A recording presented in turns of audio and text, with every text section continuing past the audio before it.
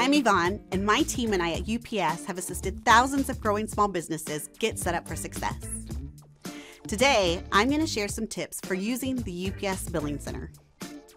A core use of the UPS Billing Center is paying invoices, but I'll show you ways it can help you save time so you can focus on growing your business. The UPS Billing Center is your one-stop shop for managing UPS invoices.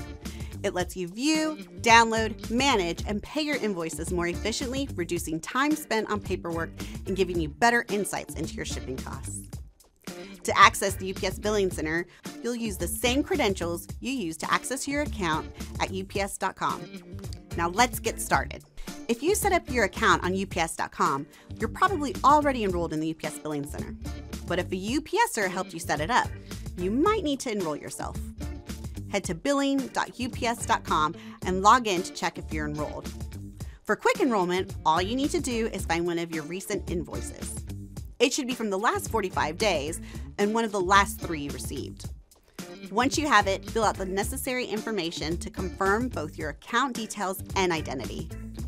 Remember, once you're enrolled, you won't receive paper invoices anymore.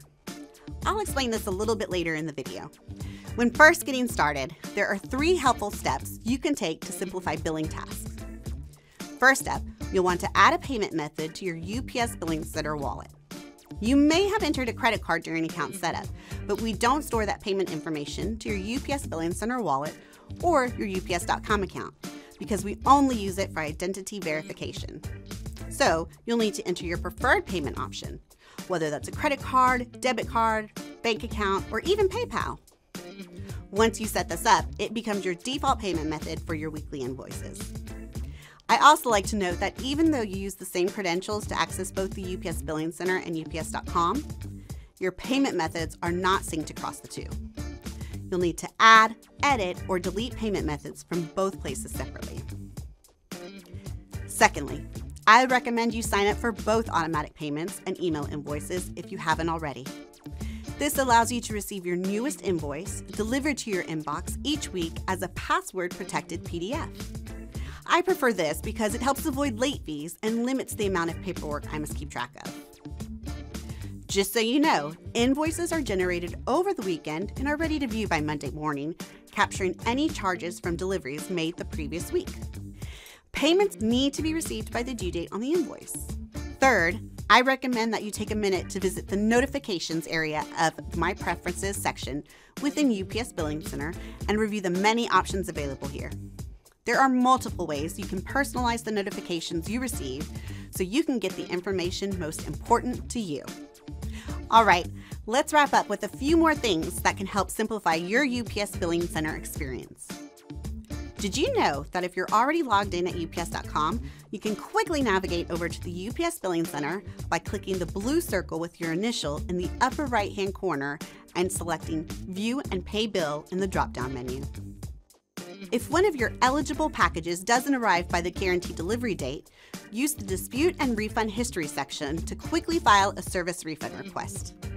It's typically a lot quicker than calling in your request. Keep in mind though, if you purchased your shipping label at the UPS Store location, you'll still need to contact the UPS Store location that provided your shipping label to help with your request.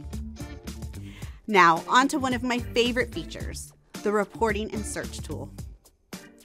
Use this to quickly dig up any invoice by tracking number or to check out adjustments and other key details. Plus, you can download all your invoices from the My Invoices page to keep your records tidy and up to date. They're available in both PDF and CSV format. If you have team members who need access to the UPS Billing Center, it's super easy to add users and assign them one of 4 roles, based on the access they require.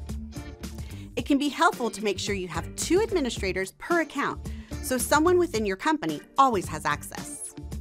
It's good practice to regularly review who's got access to what. Personally, I like to set a quarterly reminder on my calendar to do this so I don't forget. Lastly, if you ever need more detailed help, be sure to visit the Help and Support Center section of the UPS Billing Center. It has a great user guide you can download, as well as step-by-step written and video instructions that explain specific tasks you might need to complete. I hope you found some of the tips in this video helpful.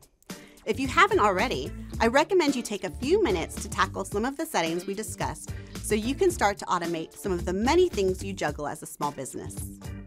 Thanks for watching, and see you next time.